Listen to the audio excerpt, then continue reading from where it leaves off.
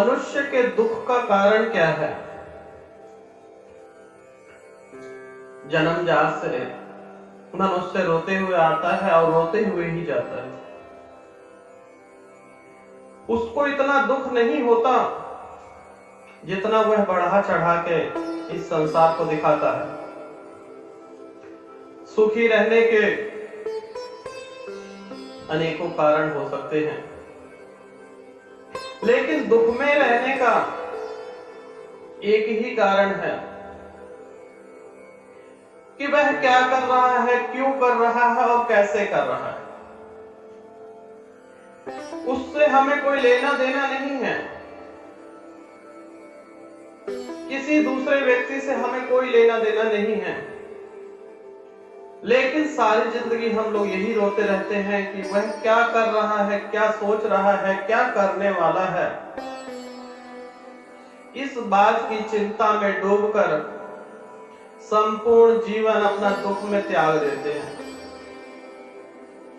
परमात्मा ने आपको अपने हिस्से का जो दिया है ज्ञान, जो आपकी खुशियां हैं, उन्हें ग्रहण कीजिए।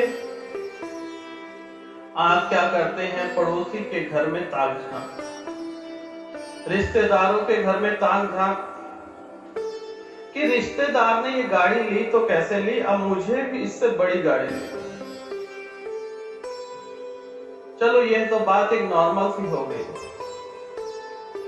अब वह इंसान क्या काम कर रहा है जो इतनी जल्दी उसके यहाँ पे गाड़ी घोड़ा बंगला हो गया? आप इसी में परेशान रहते हैं। आपके घर में जो सामान है, सुख का सामान, उसको सुख को तो भोगा ही नहीं जाता। आप अपने घर के वातावरण से सुख तो प्राप्त करते नहीं, अपने मन को दुखी पहुंचाकर अत्यंत दुखी हो जाते हैं,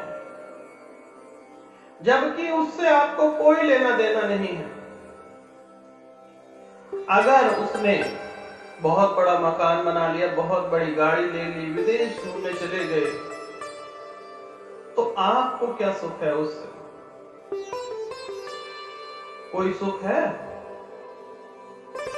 नहीं ना। तो व्यर्थ का टाइम आप क्यों वेस्ट कर रहे हैं? दूसरे के जीवन में झांक कर कि वह क्या कर रहा है, क्यों कर रहा है और कैसे कर रहा है। परमात्मा ने पांचों उंगलियां बराबर नहीं बनाई, कोई छोटी, कोई बड़ी, कोई उससे छोटी, सब इक्वल जैसी ही दिखती हैं। इस प्रकार से करेंगे तो सभी एक बराबर हो जाती है, लेकिन जब खड़ी होती हैं तो बराबर कोई भी नहीं। उसी प्रकार से मनुष्य के जीवन में सुख ही सुख है।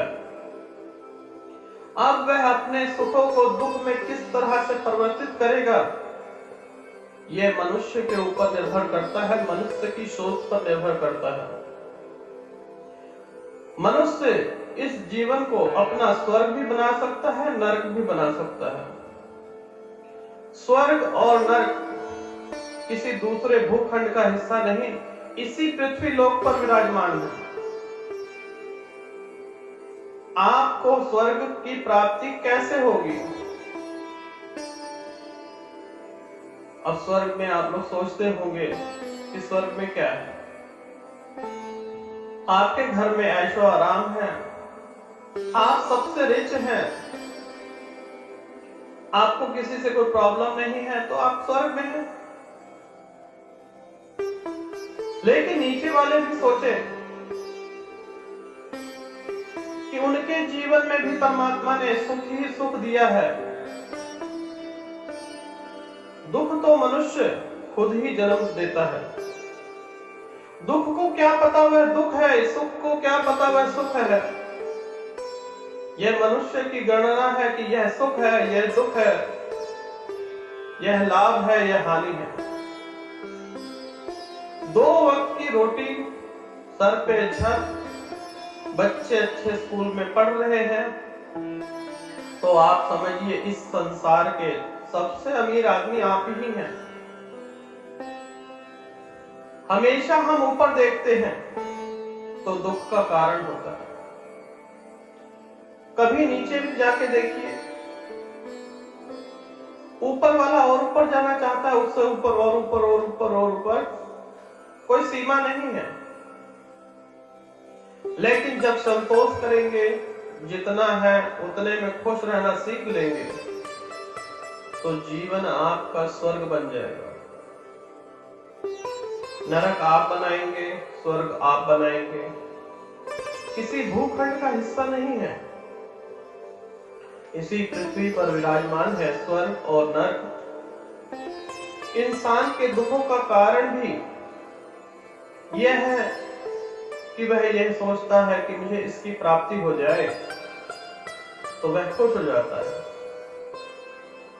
जब उसे वह चीज नहीं मिलती, तो वह दुखी हो जाता है।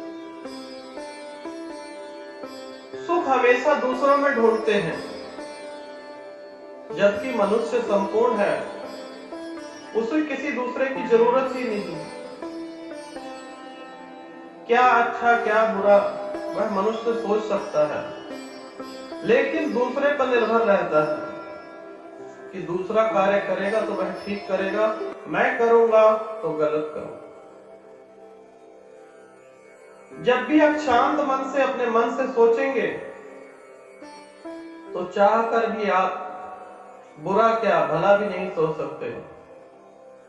जब तक आपके अंदर परमात्मा नहीं वास करते, हर एक जन में परमात्मा वास करते हैं। कहने का अर्थ है अध्यात्म कीजिए। अध्यात्म के बाद में जो परमात्मा आपके अंदर से निखर के आएंगे, तो आपके जीवन में सुख ही सुख होगा। दुख तो हो ही नहीं सकता। परमात्मा चाहकर भी किसी को दुखी नहीं कर सकते। कभी अपने माँ बाप, आपके माँ बाप बच्चों को कभी दुखी देख सकते हैं, तो परमात्मा क्यों देखेगा? परमात्मा ने तो इतना अच्छा संसार, इसमें हर एक वस्तु उपयोगी है, अनुपयोगी कुछ नहीं है। आप लेना चाहें तो दुख ले, सुख ले, या इन्हीं भोग विलास में अपना पूरा जीवन व्यतीत करके